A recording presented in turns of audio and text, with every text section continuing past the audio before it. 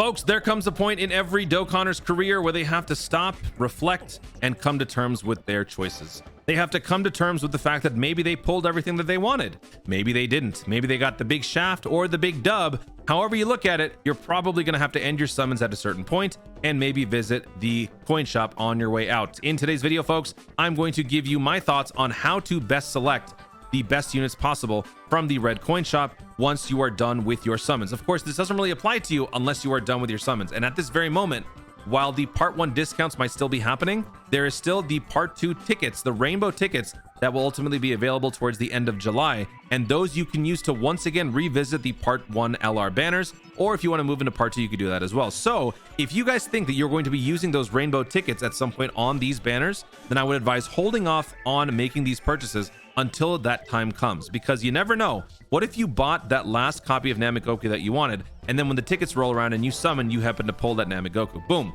500 coins down the drain. So that's why wait until your very last summon is done, then you can jump in here. But we are still going to talk about it in today's video, and before we do, I want to bring you guys another subscriber challenge. We haven't done one in a little while, actually. So take a look at this little wheel of color here. We've got blue, we've got orange, red, turquoise, pink, purple, green, and yellow. Pick your favorite color, everybody. Out of these colors, which one is your favorite? Purple.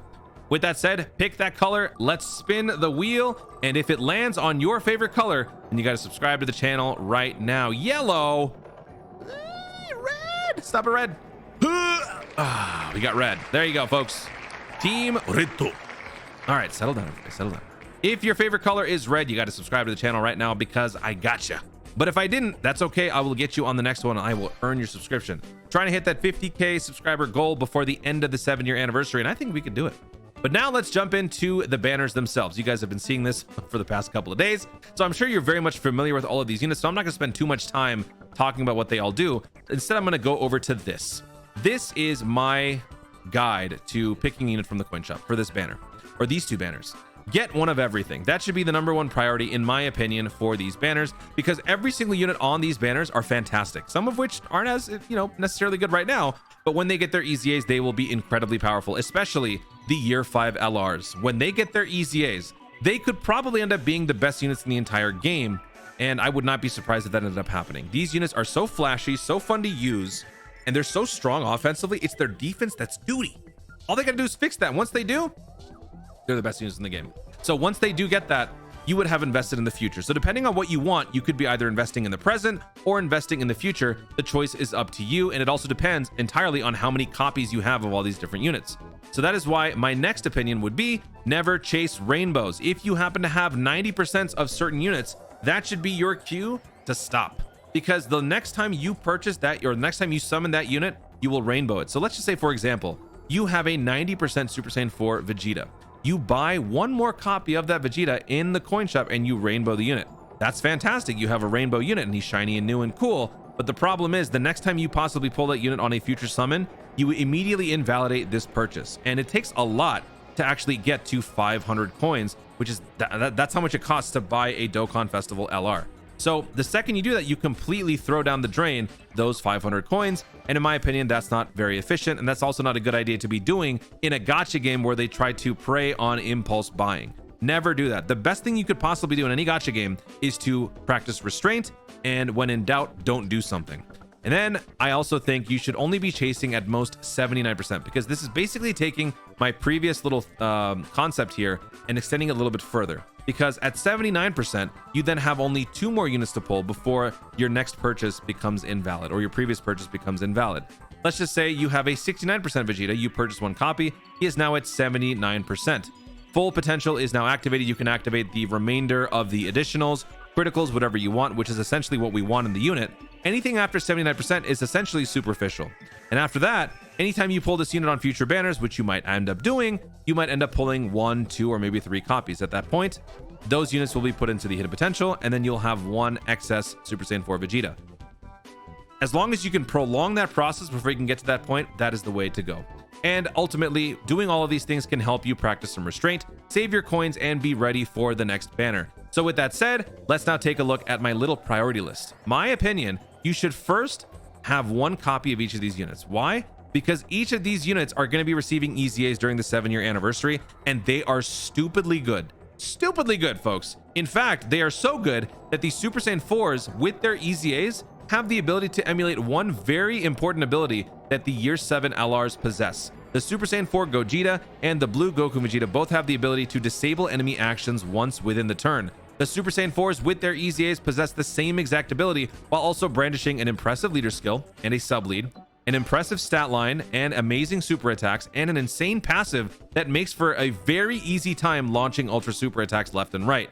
These two units have the ability to disable enemies' actions once within the turn when facing 2 or more enemies, or when activating the active skill, or when there is an opportunity to perform a key plus 24 super attack.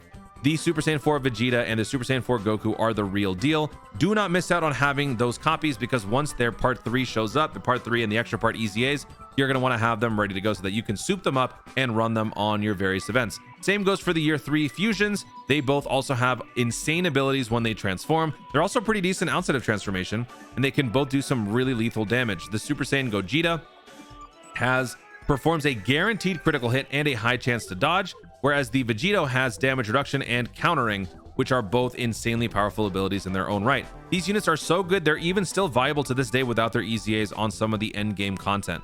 So consider having one copy of each of these so that you don't miss out on these EZAs, because if you can't potentially pull the 7-year anniversary LRs, in my opinion, the next best thing is to have these EZAs all with you to kind of help, you know, mitigate some of the burden of not having the 7 years until you have to summon them in the future.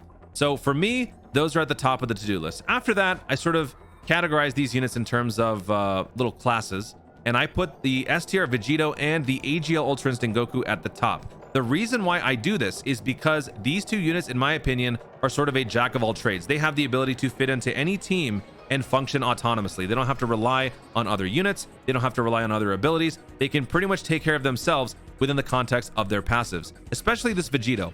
This Vegito, as much as I don't like this unit right now because I've pulled like 20 copies of him, this Vegito has the ability to tank, launch additional super attacks, which means you can focus on criticals, and then you have the ability to heal when your health falls below 77% on turn 4. The relative ease of executing this active skill is really, really high. You can use this ability almost every single time because you're almost always below 77% after a couple of turns, the wear and tear from an event. And then when you transform into Vegito, yes, you may lose the damage reduction factor, but then you gain a whole bunch of other stuff. Performing a critical hit, medium chance, you can counter, you can launch multiple supers if you're lucky enough, you have a heal, and more importantly, you can foresee enemy super attacks for 10 turns. This is an outstanding ability, especially when you combine that with the Super Saiyan 4 EZAs. If you can scout all attacks coming up, and then you know exactly where the super attack is coming, on a particular situation where the conditions are right and you're lucky enough to have the super attack on the first attack slot after you could attack with that attack and then cancel them as long as the key is 24, which means you can essentially destroy the super attack before it hits you. So that is why this Vegito is just so good. It works on basically every event because it can do a little bit of everything. The AGL Ultra Instinct Goku is basically that to a lesser extent.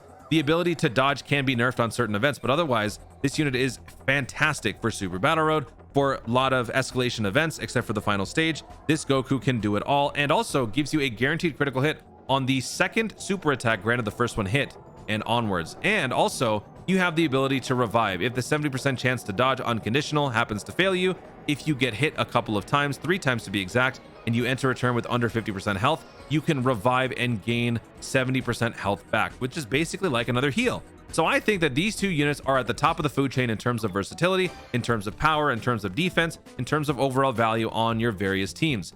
Moving on down here, these units are in the secondary tier because, in my opinion, they're a little bit more contingent on or dependent on having the right units on their team.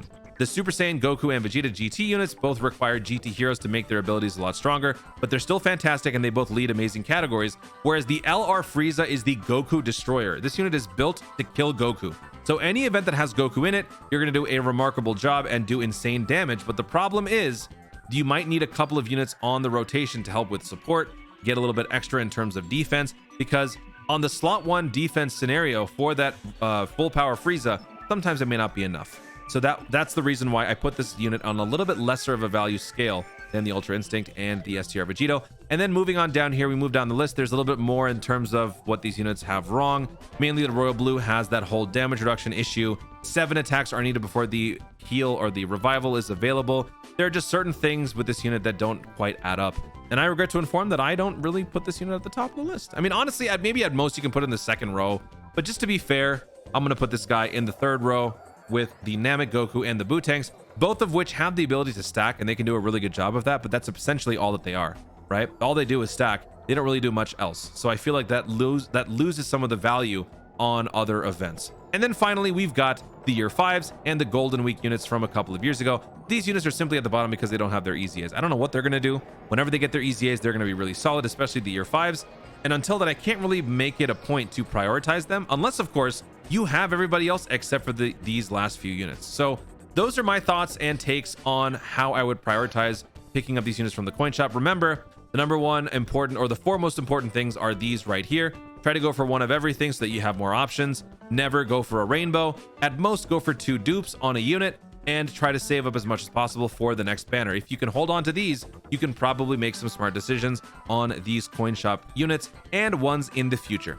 Guys, thank you so much for watching. If you enjoyed the video, be sure to leave a like down below and let me know in the comments which units are you ultimately going to be deciding on pulling with your coins. Of course, if you have all these units rainbowed, you don't need to buy any of them. And I know some of you guys have gone crazy on your summons. So let me know your summons. Let me know what you're going after. Let me know if you're done summoning or if you're going to be waiting for those final rainbow tickets in the comments down below. Also, be sure to subscribe for more dope content in the future and click the notification bell so that you let YouTube know you want to see more of my stuff. Do it. Thanks again. Stay tuned and always remember to Dokkan responsibly.